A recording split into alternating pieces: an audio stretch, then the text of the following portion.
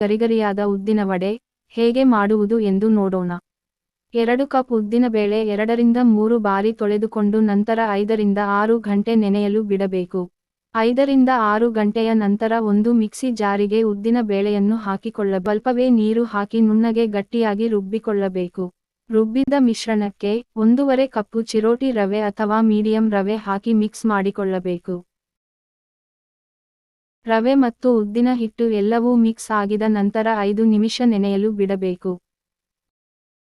ಅದಕ್ಕೆ ಹಸಿರು ಮೆಣಸಿನಕಾಯಿ, ಕಾಳುಮೆಣಸು, ಸಣ್ಣಗೆ ಹಚ್ಚಿದ ಈರುಳ್ಳಿ, ಕಾಯಿ ಕೊತ್ತಂಬರಿ ಸೊಪ್ಪು, ಉಪ್ಪು, ಚೀಟಿಗೆ ಸೋಡಾ ಇಷ್ಟನ್ನು ಹಾಕಿ ಮಿಕ್ಸ್ ಮಾಡಿಕೊಂಡು ಕೈ ಒದ್ದೆ ಮಾಡಿಕೊಂಡು ವಡೆ ಹಿಟ್ಟನ್ನು ತೆಗೆದುಕೊಂಡು ವಡೆಯ ಆಕಾರ ಮಾಡಿ ಕಾದಿರುವ ಎಣ್ಣೆಯಲ್ಲಿ ಮಧ್ಯಮ ಉರಿಯಲ್ಲಿ 2 ಕಡೆ ಬೇಯಿಸಿಕೊಳ್ಳಬೇಕು. ಬಿಸಿ ಬಿಸಿಯಾದ ರುಚಿಕರವಾದ ಉದ್ದಿನ ವಡೆ ರೆಡಿಯಾಗುತ್ತೆ. ಇದನ್ನು ಬಿಸಿ ಬಿಸಿ ಟೀ ಅಥವಾ ಕಾಫಿ ಜೊತೆ ಗರಿಗರಿಯಾದ ಉದ್ದಿನ ವಡೆ ತಿಂದು ಆನಂದಿಸಿ.